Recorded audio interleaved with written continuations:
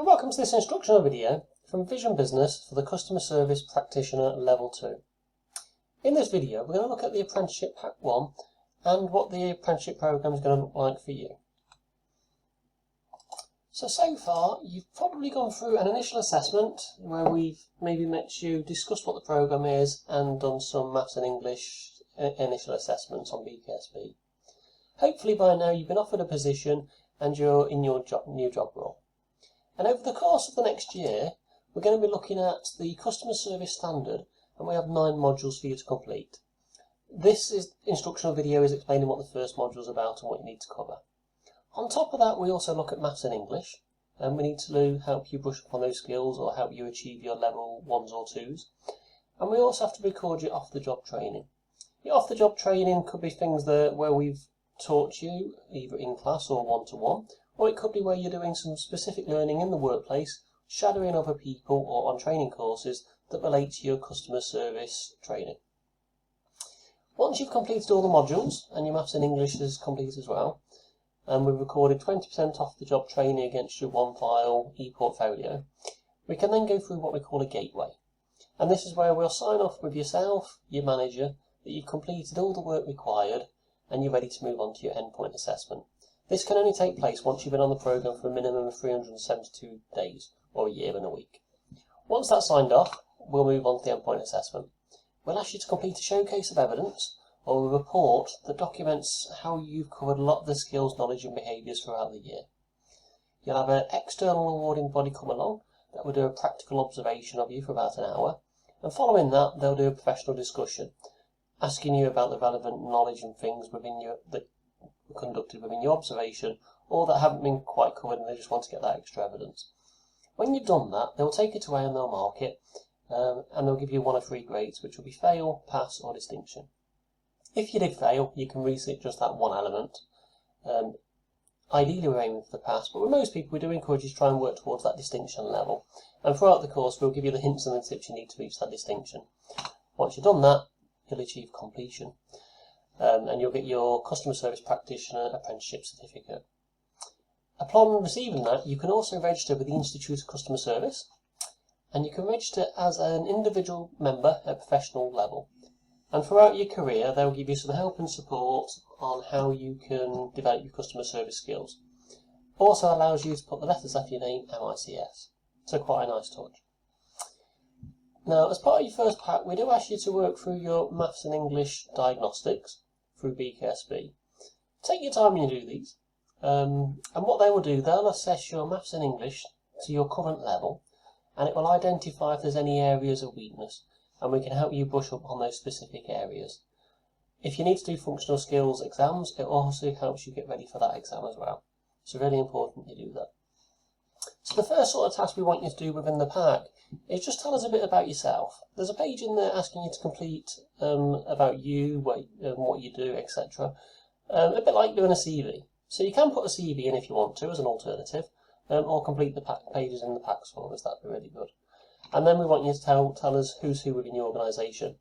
So in the various boxes in the form, write down who your line manager is, who you'd go to for health and safety concerns, who you'd go to, or who your colleagues are, who you get support from.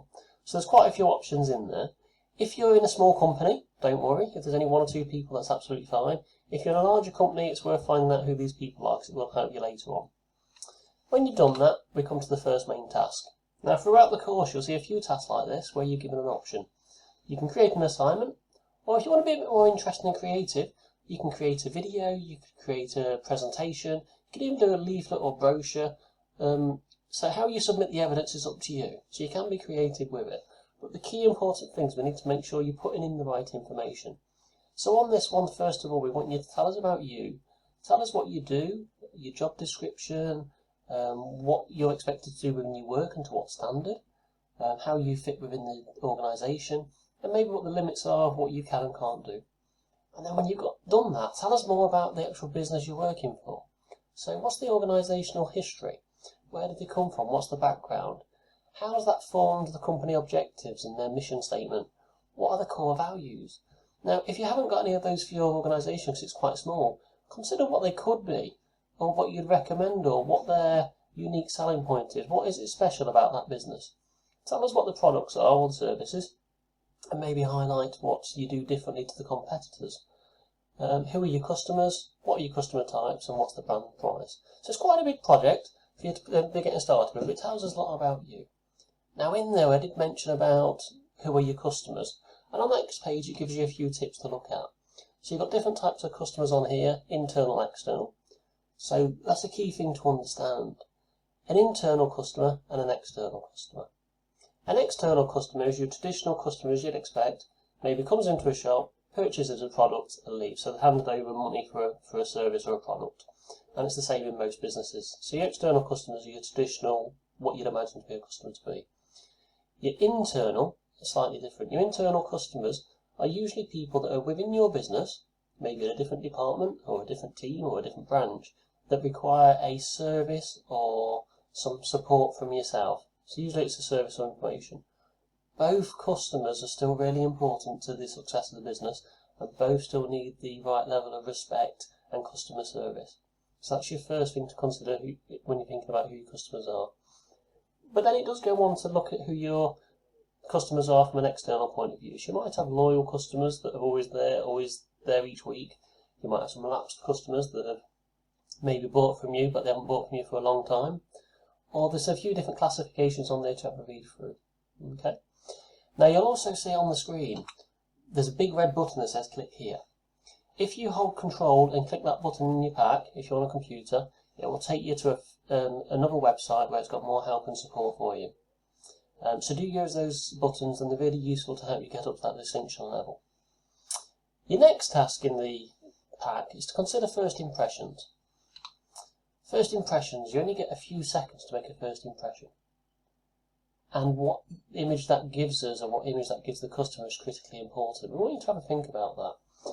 Now you can see on the screen, it's got a bit of a description about the way you dress, the body language, the greeting, conversation. So consider that in how you greet customers, but also consider the way you appear yourself. So the two images on the screen, you've got a professional dressed man and lady. Your first impression if you're meeting them are they're prepared for business, they're probably the right people to do business with, they're both open, they're both smiling, and probably a good example of somebody dressing for success.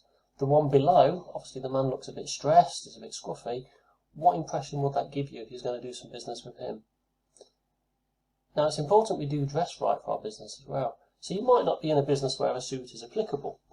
You might want to dress down a bit more so it suits the level of customer you're getting through. So it's making sure we adapt it for the customer to make sure we're at the level, but making sure we give that right first impression at the same time.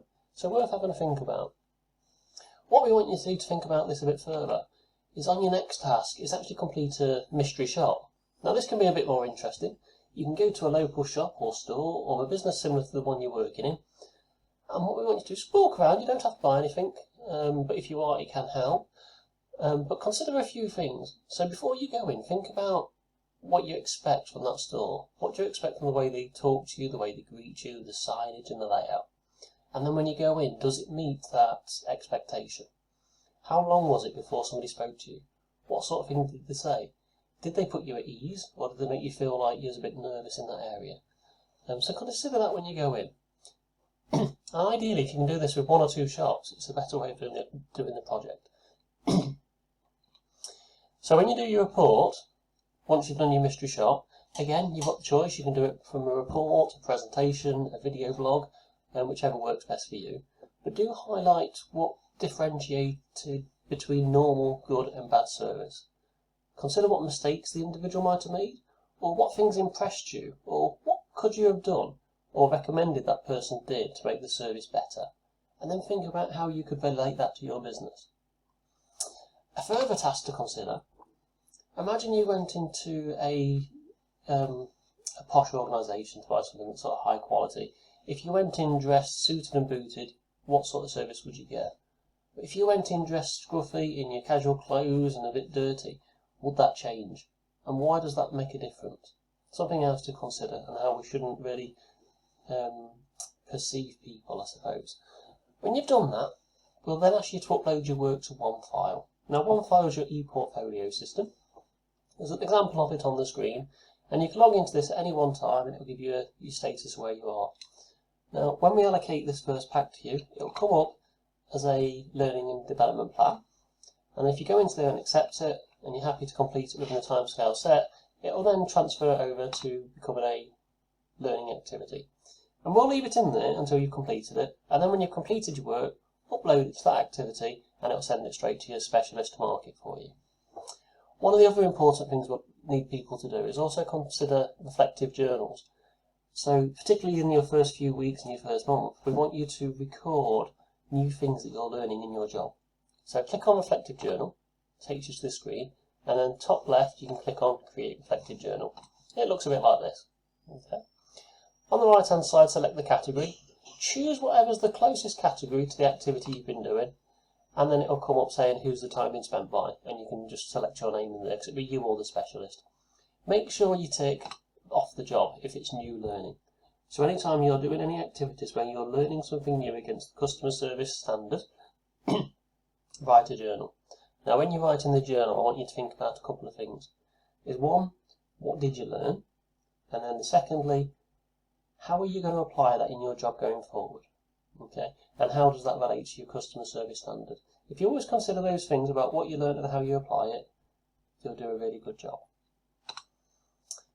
There's also a little tab on the right hand side of View Portfolio that you can just click on, called Portfolio, and it'll open up the chart in front of you. So if you can't find something, click on that and it brings up everything you'll ever need. So you can see your learning activities are in there. You've also got a learning activity library. So if you're ever stuck or you're not sure where to put any evidence you've gathered, go straight to the Learner Library, upload it in there. It's really simple. You click the button, it's got an upload function, or you can drag and drop, and that will keep it safe for you. And on the rest of the screen, you can see your progress you're making throughout any one time. You've also got your reflective journal on there as well. That's the end of the first pack. Now, I did mention there's a few others to complete, so over the course of the year, you can work through the remaining packs. So there's another 8 there. The 9th one is the one for the endpoint assessment, and that helps you work through your final showcase. Once you've done all that and we've got evidence from your workplace, we can submit it for the endpoint assessment and we can work towards that distinction grade for you.